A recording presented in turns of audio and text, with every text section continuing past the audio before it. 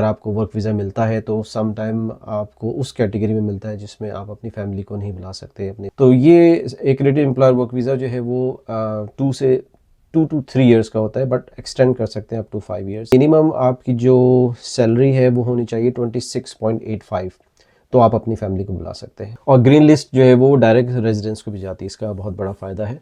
But अगर आपका वो ऑक्यूपेशन ग्रीन लिस्ट में नहीं है तो आपकी मिनिमम सैलरी इतनी होनी चाहिए। उस वीज़े की कंडीशन काफ़ी कम है, उसमें जो है वो जैसे मैंने आपको बताया कि इवन उसमें क्वालिफ़िकेशन और आई थिंक आइल्स की भी ज़रूरत नहीं है। हेलो गाइस, कैसे, उम्मीद है आप लोग खैर खैरियत से होंगे। अच्छा, आपने जो है वो एक क्रेडिट एम्प्लॉयर वर्क वीज़े का तो बहुत चर्चा सुना होगा और बहुत सारी वीडियोस भी देखी होंगी जिसके अंदर जो है वो लोग बता रहे होंगे कि ये वीज़ा जो है वो आप हासिल करके न्यूजीलैंड आ सकते हैं। बात बिल्कुल सही है, बिल्कुल आप न्यूजीलैंड आ सकते हैं। लेकिन आज हमारी वीडियो का टॉपिक ये नहीं है कि आप कैसे आ सकते हैं। वीडियो का टॉपिक ये है कि एक क्रेडिट एम्प्लॉयर वर्क वीज़ा अगर आपको मिलता है तो आप अपनी फैमिली कैसे बुला सकते हैं। जी हाँ, इसलिए कि इसके अंदर डिफरेंट कैटेगरीज़ हैं और बहुत सारे लोगों को ये नहीं पता कि अगर आपको वर्क वीज़ा मिलता है तो सम टाइम आपको उस कैटेगरी में मिलता है जिसमें आप अपनी फैमिली को नहीं बुला सकते, अपने स्पाउस को और अपने बच्चों को नहीं बुला सकते। तो आज की वीडियो में मैं डिटेल में ये कवर करूँगा और स्टेप बाय स्टेप आपको बताऊँगा। पूरी वीडियो आखिर तक देखिएगा ताकि जब आपको जॉब ऑफ़र हो रही हो न्यूजीलैंड से for a credit employer work visa, तो उसमें आप पहले ही चेक कर लें कि भाई आप अपने फैमिली को स्पॉन्सर कर सकते हैं या नहीं कर सकते हैं। ठीक है, तो चलें वीडियो को स्टार्ट करते हैं। तो स्टार्ट करने से पहले पहले मैं आपको ये बता दूं कि न्यूजीलैंड के अंदर एक कहलाता है एंस्को स्किल लेवल, जो कि 1 to 5 होता है। जो न्यूजीलैंड ऑस्ट्रेलिया न्यूजीलैंड जो है वो क्वालिफ़िकेशन, आई थिंक इसमें ऑक्यूपेशनल, मैं इसका हमेशा भूल जाता हूँ, Australia New Zealand standard classification of occupation. तो वो डिवाइड करते हैं ऑक्यूपेशन को 5 डिफरेंट स्किल लेवल में, लेवल 1 to 5। तो स्किल लेवल 1 जो है वो सबसे हाईएस्ट क्वालिफ़िकेशन जिसमें रिक्वायर्ड होती है ये एक्सपीरियंस, जिसमें मिनिमम बैचलर डिग्री होती है, यानी कि आप कह लें डॉक्टर्स हैं, इंजीनियर्स हैं, आईटी प्रोफेशनल्स हैं। और स्किल लेवल 2 के अंदर इससे कम क्वालिफ़िकेशन के, और इसी तरह 3 में 4 और 5 क्वालिफ़िकेशन या ऑक्यूपेशन वो है स्किल लेवल जिसके अंदर आपको बहुत ज़्यादा कोई ट्रेनिंग या बहुत ज़्यादा क्वालिफ़िकेशन की ज़रूरत नहीं होती है।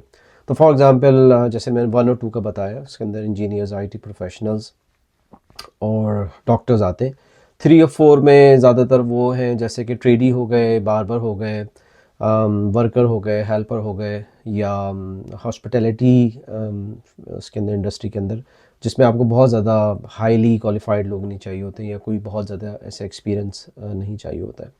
तो जब आपको जॉब मिलती है अंडर एक्रेडिटेड एम्प्लॉयर कैटेगरी के अंदर, तो ये डिपेंड करता है कि आपको किस ऑक्यूपेशन के अंदर जॉब मिली है। ठीक है, तो अगर आपको स्किल लेवल 1 के अंदर मिली है, एंस्को स्किल लेवल 1 के अंदर, तो उसमें मिनिमम आपकी जो सैलरी है वो होनी चाहिए 26.85, तो आप अपनी फैमिली को बुला सकते हैं। अब फैमिली से मुराद वही कि आपकी स्पाउस, और स्पाउस को भी वर्क वीज़ा मिल सकता है, ओपन वर्क वीज़ा, और आपके dependent children. Dependent children as a visitor वीज़े भी आ सकते हैं और वो एज ए चाइल्ड यहाँ पे स्टडी भी कर सकते हैं। इसी तरह स्किल लेवल 3 के अंदर, अच्छा 2 के अंदर भी सिमिलर वो है स्टैंडर्ड, और 3 के अंदर भी तकरीबन सिमिलर स्टैंडर्ड है कि 26.85 आपकी मिनिमम जो है सैलरी होनी चाहिए। और स्किल लेवल 4 और 5 के लिए एक तो कंडीशन है कि ये आपकी सैलरी 50.34 पर आवर हो, या आपकी जो ऑक्यूपेशन है वो ग्रीन लिस्ट में होना चाहिए।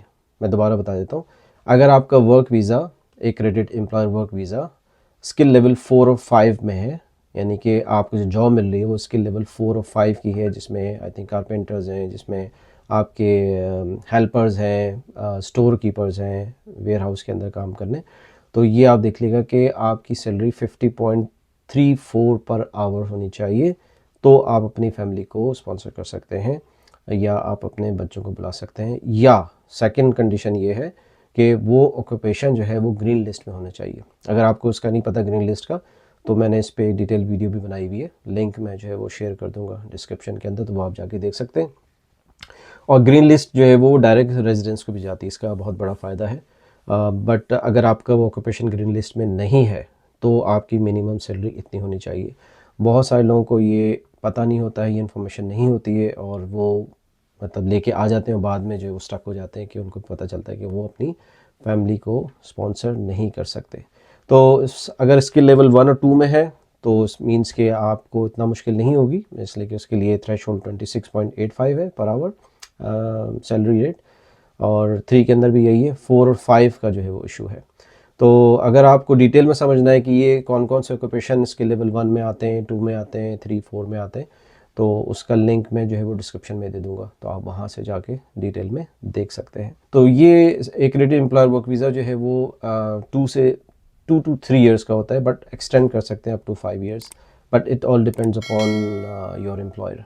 ठीक है, तो एक और इसके बाद नेक्स्ट वीडियो में एक special skill purpose work visa है, वो भी एक बहुत अच्छी कैटेगरी है, और उसके अंदर जो है वो एम्प्लॉयर को लोकल मार्केट से चेक करने की भी ज़रूरत नहीं है, और एम्प्लॉयर डायरेक्ट किसी को भी बुला सकता है। Specific skill purpose work visa I think है।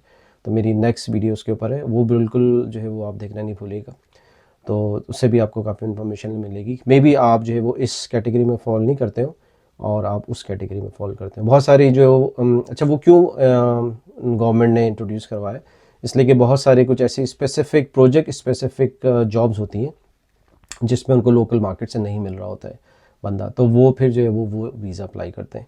उस वीज़े की कंडीशन काफ़ी कम है, उसमें जो है वो जैसे मैंने आपको बताया कि इवन उसमें क्वालिफ़िकेशन और आई थिंक आइल्स की भी ज़रूरत नहीं है।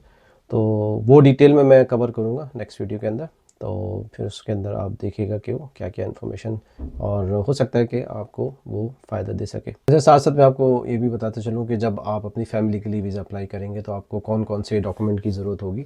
तो उसमें सबसे इम्पॉर्टेंट जो है वो आपका रिलेशनशिप है स्पाउस के साथ।